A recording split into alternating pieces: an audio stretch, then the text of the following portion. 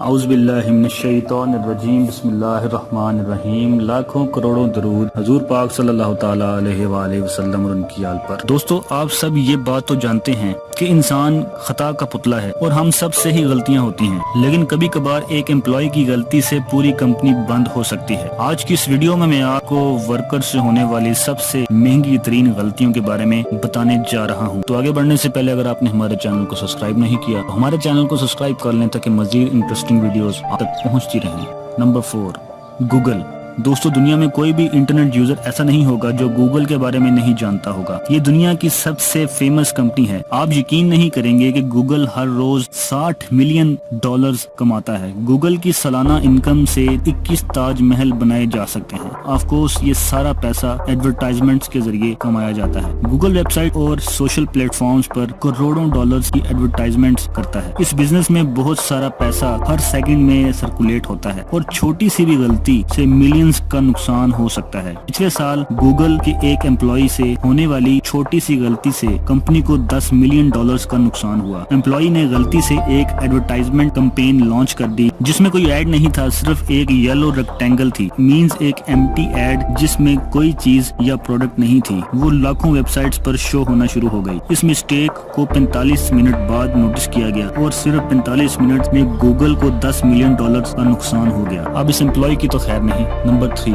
Codec. دوستو، آپ میں سے زیادہ تر لوگ کوڈیک کے بارے میں تو جانتے ہوں گے۔ یہ فوٹوگرافک مٹیریل بنانے والی دنیا کی سب سے فیمس کمپنی ہے۔ یہ کیمرے سے related products, printing system, film products اور ایون سافٹ ویئرز بھی بناتی ہے۔ کوڈیک کمپنی 1888 میں بنائی گئی اور یہ کوئی چھوٹی انڈسٹری نہیں ہے۔ ہر سال یہ لوگ $1.3 بلین کا ریونیو کلیکٹ کرتے ہیں، لیکن 2005 میں کوڈیک کمپنی کے ایک امپلائی نے غلطی سے ایکسپینس رپورٹ میں چند زیرو کا اضافہ کر دیا۔ ویسے تو زیرو کی کوئی ویلیو نہیں ہوتی، لیکن چیکس میں یہ بہت ہی اہمیت رکھتی ہے۔ انفارچونیٹلی کمپنی کو اس مسٹیک کی وجہ سے $11 ملین کا نقصان اٹھانا پڑا۔ ایکسپرٹس کے مطابق ایسا مائنر ایرر ڈیٹیکٹ کرنا امپاسبل ہوتا ہے، لیکن بہرحال یہ مسٹیک کمپنی کو بہت ہی مہنگی پڑی۔ Number 2، satellite. دوستو، آپ سب امریکن اسپیس ایجنسی ناسا کے بارے میں تو جانتے ہوں گے۔ یہ ڈپارٹمنٹ اسپیس میں سیٹلائٹ لانچ کرتا ہے اور اسپیس ریسرچ بھی کرتا ہے۔ 1998 میں ناسا نے مارس پر ایک سیٹلائٹ بھیجنے کا فیصلہ کیا تاکہ اس ریڈ پلینٹ کے بارے میں انفارمیشن حاصل کر سکیں۔ اس سیٹلائٹ کو ایسے ڈیزائن کیا گیا تھا کہ یہ مارس کے سرفیس، ایٹماسفیئر اور مارس کے سرفیس پر مسلسل چلنے والے مٹی کے طوفانوں کا مقابلہ کر سکے۔ ان کا پلان بہت ہی امپریسو تھا۔ اس پورے پروجیکٹ پر $125 ملین